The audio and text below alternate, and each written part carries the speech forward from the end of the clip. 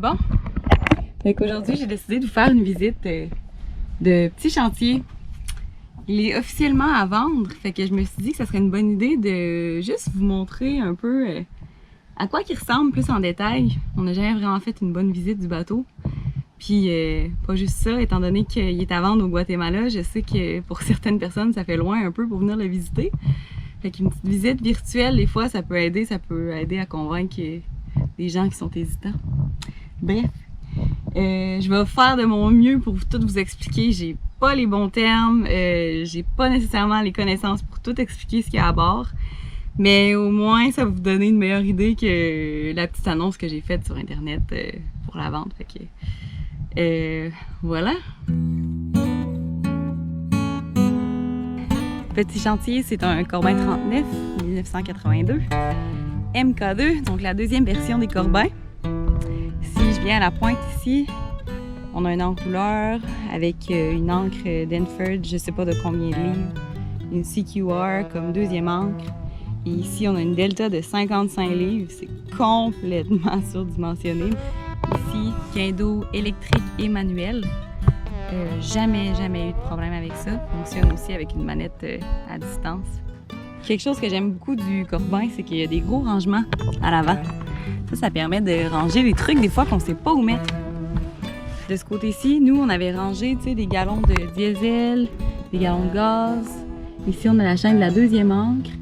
Plein de cordages qu'on utilise presque jamais parce qu'au fond, on n'est jamais à quai.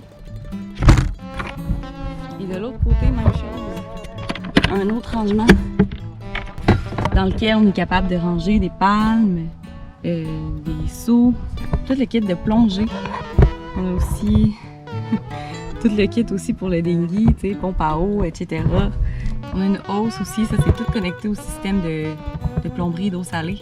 Ça permet de laver la chaîne, laver l'ancre.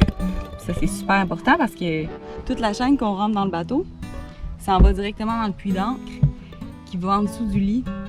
Et donc, c'est vraiment important de tout laver la chaîne parce que sinon, ça peut vraiment puer là-dedans, dans le bateau. Ici, on a trinquette baumée. C'est une voile qui nous aide beaucoup à faire du près. Cette trinquette-là, elle est connectée à un chariot qui est connecté au cockpit. Et c'est une voile qui taque toute seule, fait que, ben, c'est cool. Quelque chose qu'on aime beaucoup du bateau aussi, c'est que c'est un mât avec deux barres de flèche, ce qui fait qu'on a plus de haubans. Et chaque auban est connecté à sa cadène. Les cadènes, si vous avez regardé les vidéos, ils ont toutes été revérifiées, repolies, toutes sorties. Et on les a replacées, on a refait étanchéité, fait que tout est flambant neuf, tout est vraiment en belle condition. Ça, c'est la cheminée du foilier qu'il y a à l'intérieur du voilier. Ensuite, on a quelque chose de vraiment chouette. Je sais pas comment ça s'appelle en français, mais des granny bars qui permettent de toujours être en sécurité quand on fait des manœuvres sur le pont en mer. Si on prend des riz puis que ça brasse, ben on a toujours un endroit où se tenir, tu sais. Ensuite, le mât, bon, c'est tel que tel. La grande voile est vraiment en bonne shape. C'est une voile avec 3 prises de riz. Elle s'emballe dans une espèce d'enveloppe comme ça. Puis on a aussi des lazy jacks pour faciliter la descente de la voile pour pas que ça tombe partout sur le pont. C'est ici généralement que je vais lever la grande voile parce que c'est de ce côté-ci du mât que j'ai accès aux drisses qui sont situées à l'arrière du mât. Donc généralement on lève la grande voile ici. J'ai déjà ma drisse qui est souvent installée là, prête à attacher à la grande voile. Ici à la base du mât, on a un compartiment pour toutes les connexions électriques. Fait que c'est vraiment bien fait. Tout ce qui est électricité à bord est fait selon les règles de l'art. Fait que ici, tout se passe ici pour l'électricité du mât. Quelque chose aussi qu'on aimait beaucoup quand on a acheté le bateau. Je sais pas si vous pouvez voir, mais il y a la traque de grande voile normale pour lever la grande voile. Et juste à côté, il y a une autre traque. Et ça, c'est une traque qui permet de lever une grande voile, mais tempête. Et qui vient avec le bateau, évidemment. Donc, c'est pratique parce que dans du gros temps, tu n'as pas besoin d'enlever toute ta grande voile pour mettre une voile tempête. Tu fais juste la mettre sur la traque à côté. Ensuite, ici, on a des bastacles ajustables de chaque côté du mât. Quelque chose que j'aime beaucoup, qu'on a beaucoup aimé de ce bateau-là, c'est que vraiment tout ce qui est pièces de métal, poulies, tout est d'extrêmement haute qualité. Ça, c'est des poulies avec des brilles à l'intérieur. Tu vois que les premiers propriétaires, ils ont vraiment plus visé la qualité et la durabilité que des trucs cheap, qui coûtent pas cher, puis qui t'offrent juste un petit bout, t'sais. Ensuite, par ici, panneau solaire 100 watts. Un autre, d'après moi, c'est un 100 watts aussi. On en a un autre en arrière là. Et 2 autres panneaux solaires sur cette arche-là. Ce poteau-là, en fait, peut être orienté d'un bord ou de l'autre avec les cordes qu'on voit sur les côtés. Fait que des fois, ça peut aider quand on manque d'apport en énergie solaire. Fait qu'on a une girafe, je vais l'appeler comme ça, qui sert à lever le moteur à partir du dinghy pour le mettre sur le petit affaire en arrière. Quelque chose de chouette avec ce corbin ici, c'est que c'est la 2e version. Donc, à la 2e version, ils ont décidé d'améliorer un peu le bateau, puis agrandir le cockpit. Donc, le cockpit, même si c'est un canot stern, il est quand même assez grand. Après, en arrière, ici, on a un régulateur d'allure, Wind Pilot. On a la pale en bois qui doit venir se fixer ici pour l'utiliser. Ça, on la range toujours à l'intérieur pour ne pas la perdre. Par ici, on a l'échelle pour descendre en bas, aller faire des petites baignades. Ici, on a un GPS flambant neuf, touch, fonctionne à merveille. On a les cartes de toutes les Caraïbes, on a les cartes de l'Amérique centrale. Autopilote hydraulique, fonctionne à merveille. Et petit ajout, pour ceux qui aiment utiliser Navionics, on peut mettre des cartes sur une tablette ou sur un téléphone ici, en plus. Bing bing. Compas, barre à roue. Ici, on a le système pour le Wind Pilot qui vient se connecter à ces cordes-là ici avec les poulies, le système de poulies puis tout. Je suis vraiment pas bonne pour vous expliquer comment ça marche, fait que je m'aventurerai pas là-dedans. C'est ici qu'on part le moteur. Si vous voulez, je peux même... Bon, j'avais pas prévu ça, mais ça serait bien. Je vais vous faire un exemple pour le démarrer, juste pour vous montrer à quel point il démarre bien. Donc, pour démarrer le moteur, petite alarme. Ah, je vais peut-être avoir besoin de mes 2 mains, pardon. Preheat. Start.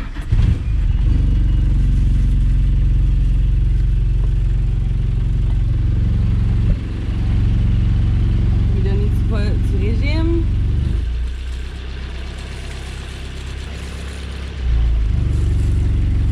Et pour l'arrêter,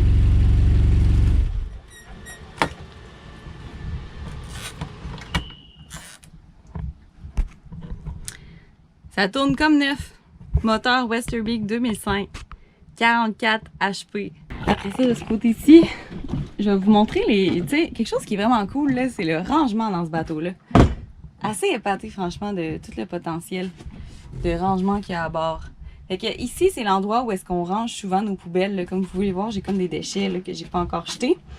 T'sais, on a une génératrice. Bon, celle-là, je l'ai pas mis dans l'équipement non plus parce qu'elle est brisée, elle marche pas. Mais si vous êtes capable de la réparer, elle est à vous. Après, ça, c'est connecté à l'intérieur du bateau. On peut voir une voile ici. Mais bon, je vais vous montrer ça plus tard, jusqu'où ça va. Et bon, ça, c'est le locker à propane. Là-dedans, il y a 2 bonbonnes de propane connectées à un système approuvé par probablement, je sais pas comment ça s'appelle, Transport Canada, whatever. Mais tout est fait selon les règles de l'art dans ce bateau-ci. De ce côté-ci, c'est vraiment un tout petit rangement. Nous, on met des bouts. On met aussi la jonction. J'ai une jonction ici pour le Bimini Dodger quand il pleut en navigation. Qui fait que comme ça, on peut fermer le cockpit complètement. Table à cockpit. C'est une table qui se monte comme ça. Oups. Et qu'on met une patte en dessous. Là, je suis pas allée chercher la patte. C'est aussi une table qui peut se déplier puis devenir plus grande. Donc, quelque chose qui est vraiment cool de ce corbin-là, c'est qu'on a beaucoup d'espace pour travailler sur le moteur. Ça, c'est la chambre des moteurs. C'est l'accès pour avoir accès à l'avant du moteur. Donc, tout ce qui est impeller, starter, comment on appelle ça, les belts. Excusez-moi mon anglais. C'est aussi un magnifique endroit pour ranger des défenses. Des défenses qui sont énormes. Ça, c'est une petite douchette qui est connectée au réservoir d'eau douce. Quand on est tanné de prendre des douches d'eau salée, on peut se servir de ça. Ça, c'est une pompe manuelle qui est aussi connectée à une pompe électrique qui peut sortir des quantités énormes d'eau à partir de la bilge dans des situations d'urgence. Comme vous pouvez voir, c'est quand même très grand. Après, ici, on a accès à la mèche du safran. On a en bas ici l'autopilote hydraulique, puis en haut le système de bord à roue. Comme vous pouvez voir aussi, on a toute la tuyauterie de passe-coque. Ça, c'est un passe-coque à bâbord. On en a un autre à tribord. Toute cette structure-là que vous pouvez voir ici, c'est une structure que Éloi et moi, on avait construit pour renforcer le skeg, qui est la protection du safran. Fait que c'est dur comme fer, hein? Ça bouge plus. Puis c'est chouette en fait parce que ça nous fait des rangements pour mettre des gallons d'huile, du coolant, etc. Là, on a aussi un petit rangement ici. Fait qu'au meilleur de mes connaissances, je vais juste vous présenter un peu le moteur. Ici, c'est le Westerbeek 44 chevaux. Moteur 2005 qui a été ajouté, en fait, ça a été un changement qui a été fait par des anciens propriétaires qui avaient envie de naviguer plus sérieusement. Et comme les Corbins viennent souvent avec des 35 chevaux, probablement que c'est un peu limite pour le poids du bateau. Les anciens propriétaires ils ont décidé de complètement changer le moteur, mettre un Westerbeek. Comme vous pouvez voir, c'est un PSS, le moteur est à l'envers, donc c'est pas avec un shaft dans un presse et tout comme on est habitué dans certains bateaux. Ensuite, il y en a peut-être qui se demandent qu'est-ce qui se passe avec cette affaire-là. Ça, c'est une barre qui a été ajoutée par d'anciens propriétaires pour la gîte, en fait. Étant donné que le cockpit il est très large, c'est juste un endroit pour mettre les pieds pour se supporter en navigation. On a une trappe. Ça permet d'avoir accès directement au moteur si on a besoin de faire une réparation majeure et le sortir du bateau. Quelque chose que j'ai toujours apprécié de ce Corbin-ci, c'est l'entrée. On est souvent habitué à des échelles pour descendre dans un bateau, mais ici, c'est vraiment des escaliers comme dans une maison. Ici, l'entrée est fermée grâce à des panneaux de plexiglas vraiment, vraiment épais. Puis moi, j'aime ça parce que ça permet de... Admettons qu'il fait pas beau, admettons qu'il fait froid, puis que tu as envie de fermer le bateau, ben tu peux toujours voir à l'extérieur. Puis je vais juste en profiter. Oups, mon Dieu, j'y avais pas pensé. Mais le bateau juste à côté, c'est le bateau de Rodolphe. Dufour 35 à vendre à un bon prix, si jamais ça vous intéresse. Donc les marches, je reviens aux marches. J'adore le fait qu'on peut ranger des trucs ici. J'ai toujours ma petite guenille pour checker l'huile, pas trop loin. L'escalier s'enlève. Il est donné accès directement au moteur aussi. Donc ça c'est chouette. Ça donne accès complètement à l'autre côté du moteur, à la transmission, au solenoïde pour le démarrage. Puis pareil aussi pour à la petite languinette pour checker l'huile. Oh mon Dieu Seigneur, je sais pas comment ça s'appelle. Ici, magnifique petite table avec des tiroirs. C'est là que je range mon linge. On a des rangements sur les côtés. Ici, nous, on met tous les trucs de navigation. Fait que toutes les jumelles, flashlights. Pareil de l'autre côté. On a une autre flashlight avec la corne de brume, etc. EPIRB. Un petit rangement ici pour toutes les clés, tu sais, toutes les clés pour ouvrir les réservoirs le réservoir à eau, le réservoir de diesel. Pareil aussi pour la manette de guindeau. Tout est toujours là. Le lit dans ce voilier-là a été avancé pour laisser place, pour faire un plus grand lit, mais aussi pour faire de l'espace à l'arrière pour ranger des trucs. C'est vraiment pratique pour ranger les voiles. On a le spi qui est là. Je pense qu'on a une grande voile de rechange à l'arrière. C'est là que je range mon sac à lavage. On a aussi une table qui se met sur le pont pour faire des réparations. T'sais. On est bien installé. Puis c'est là qu'on range aussi tous nos trucs style planche de surf, canne à pêche, spear pole. Ici, on a un accès direct à toute l'électricité du bateau. Ch'ting! Et pareil, ce panneau-là peut s'enlever avec des vis ici. Puis on peut avoir accès à tout le panneau en arrière. Ici, ça c'est le panneau pour tout ce qui est 110 volts. Tout le panneau 12 volts. Ici, on a un panneau un peu plus pour tout ce qui est mât en fait, puis lumière de navigation. La pompe de cale, là en ce moment on est en automatique. On peut switcher à manuel aussi. Ici, c'est l'indicateur de voltage des batteries. On est à 13,5. Ici, on a une mini table à cartes dans laquelle moi, je range tous mes ordinateurs, mes trucs de caméra. On a aussi ici, en bas, ça paraît pas, là, mais là-dedans, on a un inverter, un convertisseur qui est connecté directement à cette prise-là. Fait que c'est chouette. On se sent un peu comme dans une maison. On peut se brancher ici sans problème avec les ordis, avec l'aspirateur. Qu'est-ce qu'on utilise d'autre? Bon, charger le speaker ici qui est connecté là-dessus. VHF, autopilote. On a aussi l'autopilote à l'intérieur ici. Ici, on a l'écran pour le radar. Petit rangement. Ici, nous, on range des livres. Quelque chose qui est assez extraordinaire de ce bateau-là, c'est que tout ce qui est à bord a été documenté. Fait qu'on a tous les manuels de tout ce qui est à bord, tout l'historique du bateau, qu'est-ce que les anciens propriétaires ont pensé et pourquoi. Il y a des heures et des heures de lecture à faire sur ce bateau-là. Et c'est vraiment, vraiment précieux. Surtout pour des nouveaux propriétaires, de pouvoir connaître un peu l'histoire de son bateau, puis aussi de pouvoir comprendre tous les systèmes qu'il y a à bord, puis comment est faite l'électricité. Après, en dessous du lit ici, il y a énormément de rangements. Là, je pense pas que je vais prendre la peine de tout ouvrir, mais j'ai une vidéo où je vais vous mettre des images en ce moment pendant que je parle, juste pour vous montrer à quel point il y a de l'espace. On peut ranger toutes les voiles là-dedans. On avait rangé des tonnes et des tonnes de canage. Toutes les spare parts pour le moteur sont là-dedans. On a aussi de l'espace en dessous du lit pour ranger des coffres à outils. On a tout le kit de ratchet à Eloi là-dedans. Tout le plancher du pilotage ici, on voit une petite démarcation. Peut s'enlever. Il nous donne accès à toute la banque de batteries.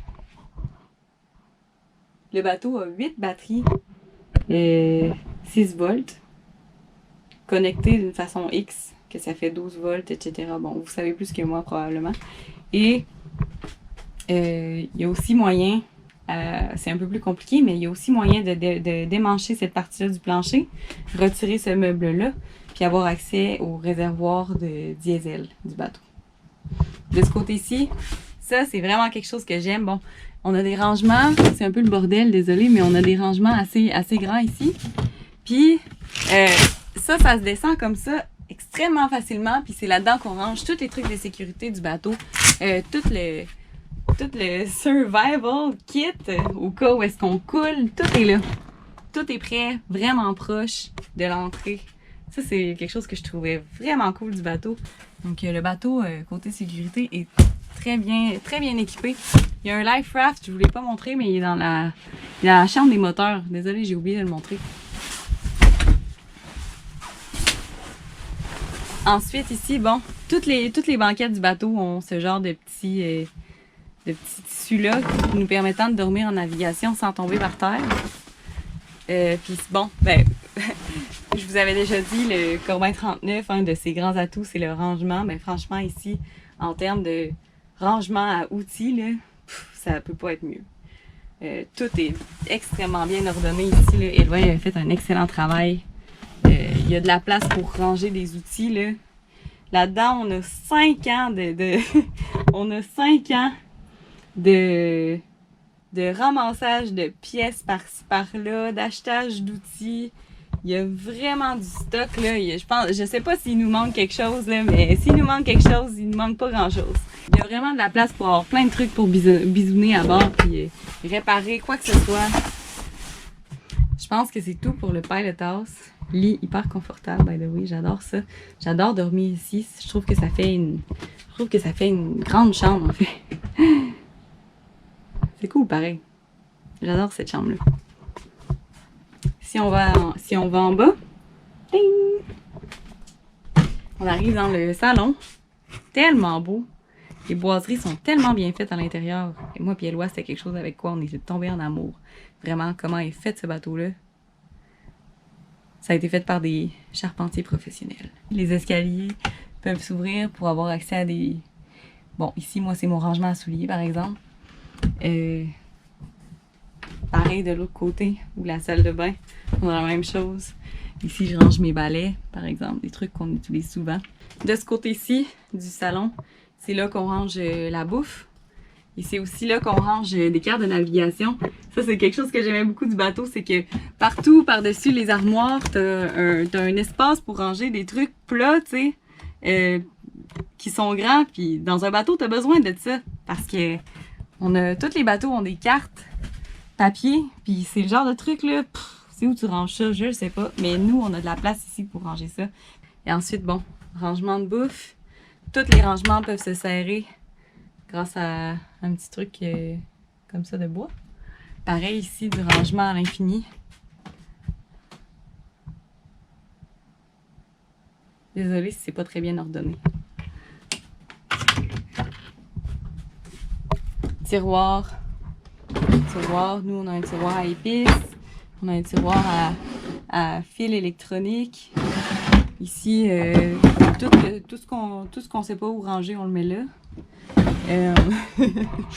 Après, c'est là que je mets tous les trucs, toutes mes poêles, toutes mes casseroles.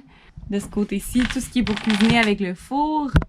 Ici, évier profond, permettant de ranger quand même assez de vaisselle en navigation quand ça ne tente pas de faire la vaisselle. Ça, c'est le frigo. Assez spacieux. De chaque côté, on a des tiroirs.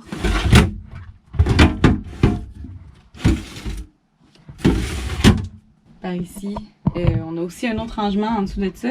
C'est là-dedans qu'on mettait nos réserves de farine. C'est énorme là-dedans. Rangement de tasse à café. Il y a énormément de rangements dans la cuisine. Tous les trucs à café ici. Tupperware. Sac à poubelle, saran wrap, etc. Encore un magnifique espace pour ranger les planches à découper. Et évidemment, bon, tel un bateau, des endroits pour mettre de la vaisselle sans que ça se brise. Ensuite, ici, on a un magnifique poêle avec four. Et on a l'option ici pour le déverrouiller pour qu'il puisse être sur cardan. Ici, on a les rangements ustensiles de cuisine. Bibliothèque. Encore une fois, le rangement à bord est assez incroyable. Il y a de la place pour ranger des réserves et des réserves de bouffe. Et quelque chose que j'aime beaucoup du bateau, c'est qu'on a toujours accès aux cadennes pour voir l'état. Puis aussi, on a accès à la coque à peu près partout dans le bateau. Ici, c'est là qu'on range tous les trucs d'électricité. On a aussi accès aux cadennes. Moustiquaires. Quelque chose que j'aime aussi de cette partie-là du bateau, c'est que les coussins peuvent être enlevés assez facilement. Ça donne accès à juste un rangement derrière la banquette. On trouve ça vraiment pratique pour ranger des sacs. Comme vous pouvez voir, j'ai des petits moussaillons avec moi là, qui vivent à bord. Fait que je leur ai dit de mettre leur sac là pendant que je faisais la visite avec vous.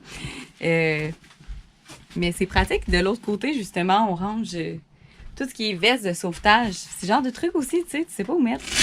Et dans ce bateau-là, tu le sais. Oh, je m'attendais à avoir des vestes de sauvetage, ils sont derrière ça. Ils sont toutes là ici. On doit avoir là-dedans genre à peu près 8 vestes de sauvetage de plus. Là. Tellement qu'il y a de l'espace. Vraiment pratique. Pareil, ici, on a des rangements là, pour ranger de la nourriture. Ici, on en a un autre que j'aime bien. C'est là qu'on range. Oh, j'ai des petits moussaillons qui mangent des peanuts. C'est là qu'on range des rallonges, puis aussi une shop vac pour passer la balayeuse de temps en temps. La table, une des plus belles tables de bateau que j'ai vues. On a ici le rangement à ustensiles. Et en dessous des ustensiles, la réserve d'alcool. Et ensuite, bon, la table ici peut se lever puis faire une énorme table. Je pense qu'on est capable de manger ici probablement 4 de ce bord-là, 4 de ce bord-là, 2 assis ici avec des chaises de camping, ça fait 10. Il y a vraiment de la place pour manger un gros groupe dans ce bateau-là. Ici, on a aussi un rangement. Ça, je trouve ça vraiment cool. Ça a la grandeur parfaite pour rentrer les 5 gallons d'eau. Genre de truc qui permet de garder le poids, tu sais, au centre du bateau. Vraiment pratique. Pareil, ici, on a la cale.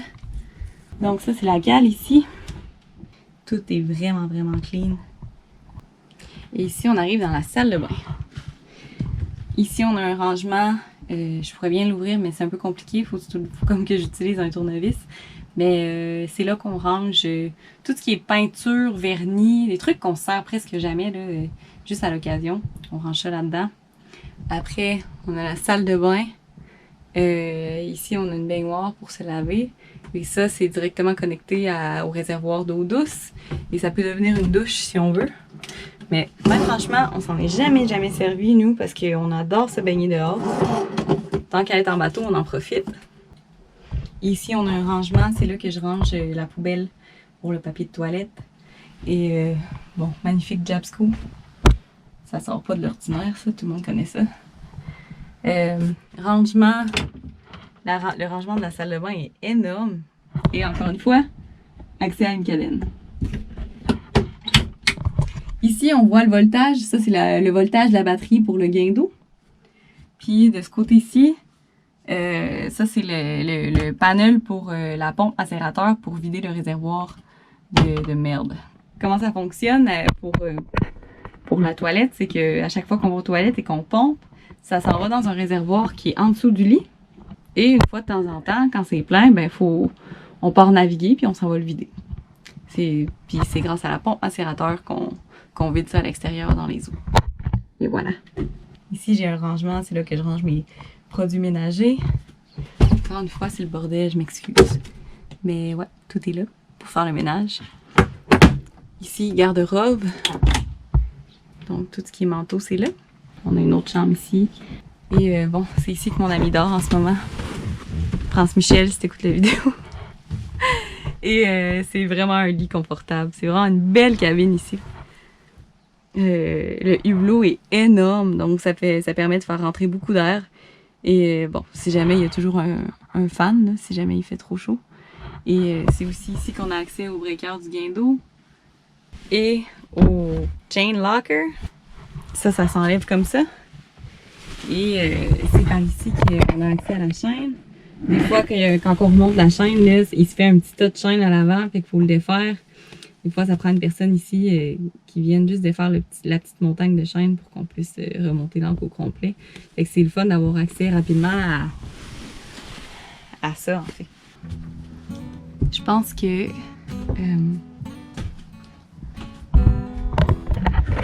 ça fait pas mal le tour du bateau. Si jamais vous êtes intéressé à l'acheter, je vais mettre les contacts dans la description de vidéo pour que vous puissiez me contacter par courriel. Et puis, si jamais vous avez des questions, si jamais vous voulez avoir accès à un survey, vous avez juste à m'écrire à l'adresse voiliergalweb@gmail.com et ça va me faire plaisir de vous répondre. Si vous avez des inquiétudes, des questions, si vous avez envie de venir visiter le bateau. Et bon, un des avantages avec ce bateau-là, c'est que je vis à bord, donc les systèmes sont toujours en marche. S'il y a une petite affaire qui brise, je m'arrange pour le réparer du mieux de mes connaissances. Et ça vous assure un peu que le bateau il est prêt à partir. Je me suis sentie quasiment comme avec un handicap en vous expliquant tout le bateau parce que j'ai juste pas les termes, j'ai pas les explications. Mais bref, s'il y en a qui avaient envie d'en savoir plus sur le bateau, j'espère que ça a pu vous aider un peu. Et sur ce, je vous souhaite une belle journée. Et aussi, si jamais vous voulez acheter le bateau Puis aussi, si jamais vous voulez acheter le bateau de Rodolphe, c'est même pas que j'ai fait de la publicité. Mais si vous voulez acheter le bateau de Rodolphe du Four 35, vous pouvez m'écrire aussi, puis je vais vous donner son contact. Ok, bye bye!